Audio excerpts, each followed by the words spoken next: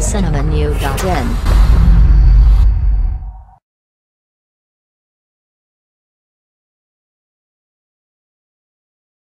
பெற்றோர்கள் யாரென்றே தெரியாத போகம் சந்தர்ப்ப சூழ்நிலையால் பாலியல் தொழிலுக்கு வந்தவர். ஒரு நாள் அந்த தொழிலிலிருந்து வெளியேறி கண்ணியமாக வாழ நினைத்தார். எங்கு செல்வது தெரியாமல் இருந்தபொழுது ஒரு நாள் மழைக்காக ஒரு மரத்தடியில் ஒதுங்கினார். அந்த மரத்தின் மற்றொரு பக்கத்தில் பிச்சைக்காரன் ஒருவர் தனது சக்கர நாற்காலியில் அமர்ந்து கொண்டிருந்தார். மழை நின்றபொழுது எங்கே செல்வது என்று தெரியாமல் கதறி அழுதுள்ளார். அப்போது பிச்சைக்காரன் தன்னிடம் இருந்து 50 ரூபாயை கொடுத்து பாதுகாப்பாக இரு என்று சொல்லிவிட்டு மழையில் மெதுவாக சென்று விட்டார். முதலாக ஒரு ஆண் தன்னிடம் எந்த ஒரு எதிர்பார்ப்பும் இல்லாமல் பணம் கொடுத்து சென்ற தருணம் அது. அக்கணமே அந்த பிச்சைக்காரன் மேல் ஒரு விதமான ஈர்ப்பு வந்துள்ளது.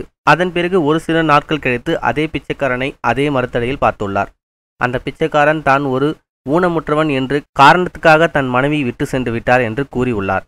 அதன் பிறகு அவர் மேல் இருந்த மரியாதை காதலாக மாறியது. பின்னர் இருவரும் திருமணம் செய்து கொண்டு தற்போது இருவரும் சில சமயம் ஒருவேளை சாப்பாட்டுக்காக கஷ்டப்பட்டாலும் சந்தோஷமாக வாழ்ந்து வருகிறார்கள். மேலும் இதுபோல சினிமா செய்திகளுக்கு லைக் மற்றும் சப்ஸ்கிரைப் செய்யுங்கள்.